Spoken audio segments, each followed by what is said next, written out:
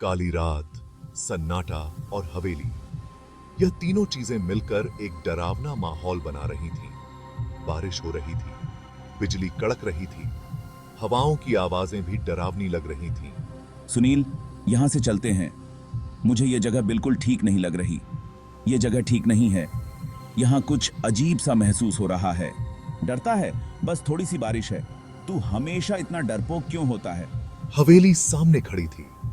उसकी खामोशी और अंधेरा और भी डरावना लग रहा था। अंधेरी, खामोश। रमेश ने गेट की ओर देखा। गेट पर जंग लगा हुआ था और वह टूटा हुआ था।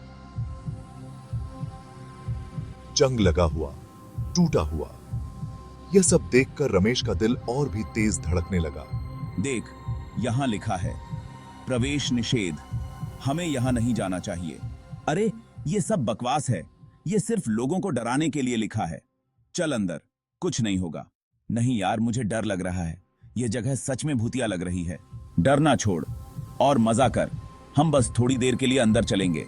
अगर कुछ अजीब लगा तो तुरंत बाहर आ जाएंगे।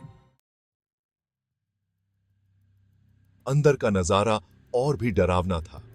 धूल, जाले, टूटी हुई मूर्तियां।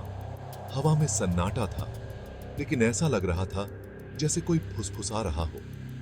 हर कोने में एक अजीब सी ठंडक थी, जैसे किसी अदृश्य शक्ति का आभास हो रहा हो। सुनील, मुझे अजीब लग रहा है। यह जगह बहुत डरावनी है।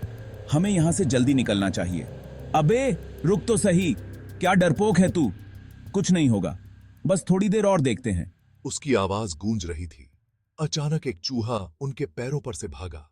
चूहे की हलचल ने माहौल को और भी भयानक बना दिया। सुनील हंसा। S1। आह! उसकी हंसी में भी एक डरावनी गूंज थी, जैसे वह खुद को दिलासा दे रहा हो। बस इतनी सी बात। चल, ऊपर चलते हैं। शायद वहां कुछ और दिलचस्प मिले। सीढ़ियां चढ़ते हुए रमेश को ऐसा लगा जैसे कोई उन्हें देख रहा है। हर कदम के साथ उसकी धड़कन तेज हो रही थी। उसे ऐसा महसूस हो रहा था जैसे किसी की आंखें उसकी हर हरकत पर नजर रख रही हों। ऊपर का कमरा और भी अंधेरा था। एक टूटी हुई खिड़की से हल्की सी रोशनी आ रही थी। सुनील ने अपनी जेब से लाइटर निकाला। दीवार पर परछाई नाचने लगी। सुनील, वो देख। कहां? कुछ नहीं है। तेरे दिमाग का वहम है। परछाई गायब हो चुकी थी। रमेश ने राहत की सांस ली। अचानक एक तेज आवाज आई। दरवाजा! कोई दरवाजा जोर से बंद हुआ था। क्या था वो? क्या हमने सच में कुछ सुना?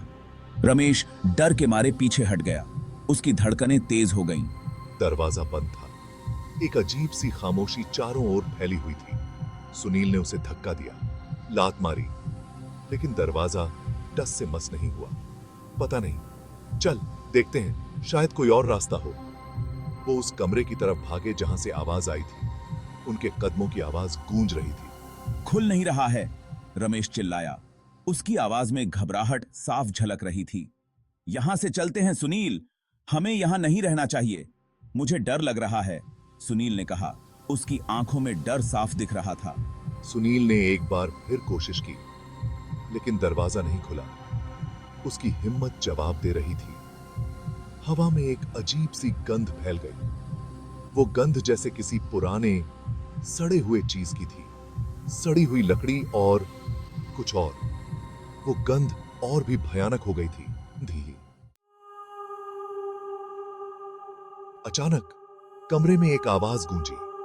एक फुसफुसाहट, धीमी और खौफनाक। तुम यहां क्या कर रहे हो?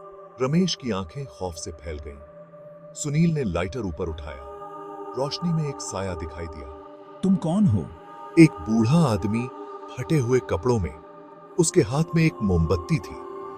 बूढ़े आदमी ने एक भयानक मुस्कान दिखाई। ये मेरा घर है। घर?